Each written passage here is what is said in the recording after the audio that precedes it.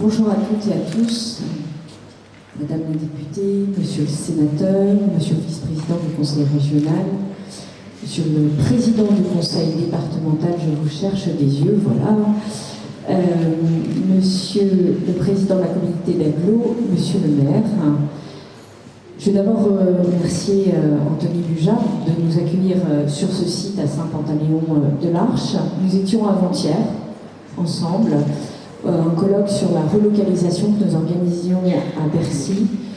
Et je crois qu'au cours de cette matinée, nous étions arrivés à la conclusion qu'après 30 ans de capitulation industrielle dans notre pays, nous avions montré, vous avez montré, vous les entrepreneurs, la capacité à réindustrialiser ce pays. Vous les entrepreneurs des PME, vous les entrepreneurs des entreprises de taille intermédiaire, à le réindustrialiser au profit des territoires. Alors, bien sûr, c'est une politique qui est ni facile ni rapide. Ni facile ni rapide parce qu'on ne retricote pas le tissu industriel comme ça du jour au lendemain après avoir perdu 1 million d'emplois industriels. Mais depuis 4 ans maintenant, et ce n'était pas arrivé depuis 2000, nous avons recréé l'emploi industriel. Depuis 4 ans maintenant, nous avons fait de la France la première destination pour les investissements étrangers en Europe sur des projets industriels. Et effectivement, avec le plan France Relance, nous sommes en train d'accélérer ce travail, cette politique, de façon à redévelopper, pas l'industrie du passé, mais vous l'avez très bien dit, une industrie du futur. Et au fond, Axioma en est une très bonne illustration. C'est un des projets de relocalisation que nous accompagnons avec France Relance parmi 620 projets de réimplantation de chaînes de production, de réimplantation de sites industriels au service de nos territoires. Je ne vais pas refaire le parcours d'Axioma, mais il est intéressant puisqu'au fond il est assez illustratif de ce qu'une idée qui passe ensuite par la recherche, qui est financée notamment par le crowdfunding. Donc on voit qu'il y a des éléments de nouveauté dans la manière de faire émerger ces projets. De la conviction qu'on ne peut pas juste avoir des idées mais qu'on a besoin de maîtriser le process industriel. On le voit là, c'est encore très timide comme process industriel, mais c'est très exactement ce que nous voulons faire, avoir un vrai process industriel. Et comment de fil en aiguille on arrive à rebâtir une industrie, mais une industrie à impact. Une industrie à impact environnemental, une industrie à impact sociétal, une industrie à impact social puisque vous créez de l'emploi.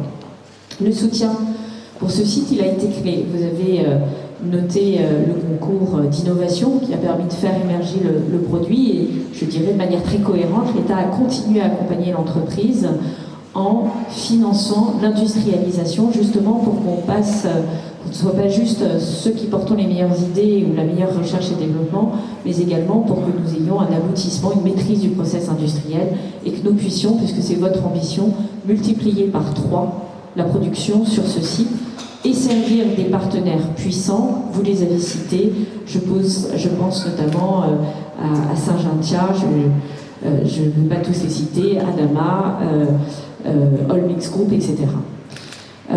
C'est ce que nous voulons faire sur tout le territoire.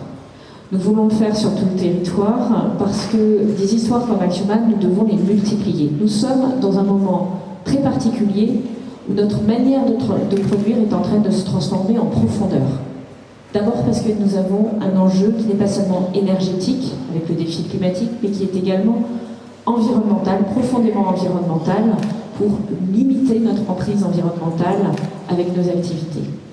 Ensuite, parce que avec les technologies de la digitalisation, des machines intelligentes, un pays comme la France, qui est un pays qui a haut niveau de vie comparé à plein d'autres pays, qui a des exigences en matière sociale, en matière environnementale, retrouve de la compétitivité.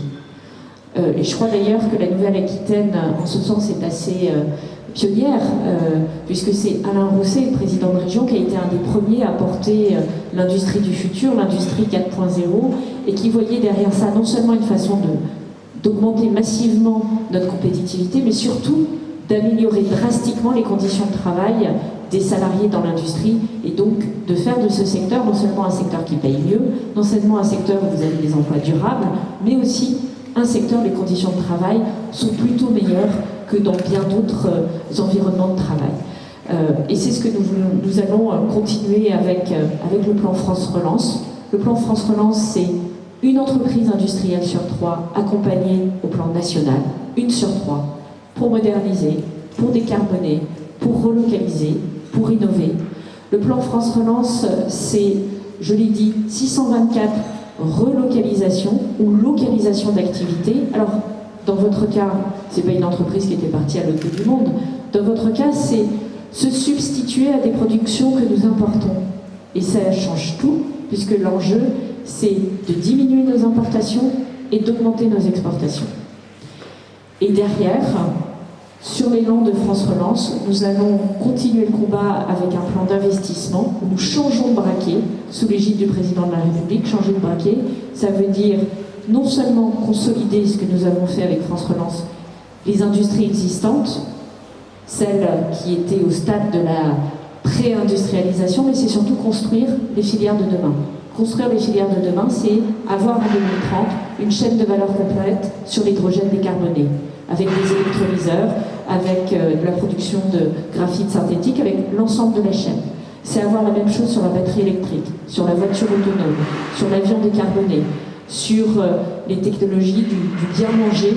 Et vous voyez qu'autour de l'alimentation durable, il y a énormément de choses à réinventer pour se passer des pesticides, pour utiliser des robots agricoles qui permettent de limiter notre empreinte environnementale et qui permettent de soutenir les rendements, puisqu'il y a une équation qui est quand même assez compliquée aujourd'hui, auquel nous devons faire face. C'est également toutes les technologies pour limiter l'impact du réchauffement climatique, et je ne devrais pas dire réchauffement, mais aléas climatiques que vivent les agriculteurs au jour le jour, en traversant des périodes de gel, pas du tout au moment où on s'y attend, puis des périodes de réchauffement, puis des périodes de pluie, puis des périodes de sécheresse qui ne suivent pas le cours habituel de la croissance de nos agricultures. Donc c'est tout cet enjeu que nous avons devant nous et sur lequel nous allons investir 30 milliards d'euros. 30 milliards d'euros, ça peut paraître petit, c'est énorme parce que c'est essentiellement l'innovation. Il y a un facteur de multiplication avec l'investissement privé. Il n'y avait pas eu de plan aussi important depuis les années 70. Voilà ce que je voulais partager ce matin avec vous, saluer cette entreprise, saluer l'ensemble des entreprises du territoire de la Corrèze. Madame la préfète me disait que le plan de relance avait particulièrement été important au niveau de l'industrie sur son territoire. Plus de 50 entreprises qui sont accompagnées, et nous allons continuer en ce sens pour faire en sorte que toutes nos pépites industrielles sur les territoires se développent, créent de l'emploi et assurent notre souveraineté stratégique et économique. Je vous remercie.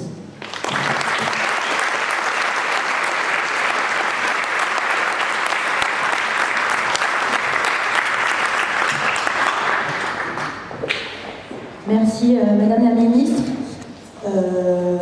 Madame la Ministre, Anthony, je vous laisse aller faire ce geste symbolique de découvrir la plaque France Relance et lancer la dynamique. L'avenir est entre vos mains. Allez-y, n'oubliez surtout pas de revenir. En attendant, je vais demander aux intervenants de venir sur scène, donc aux 5 intervenants.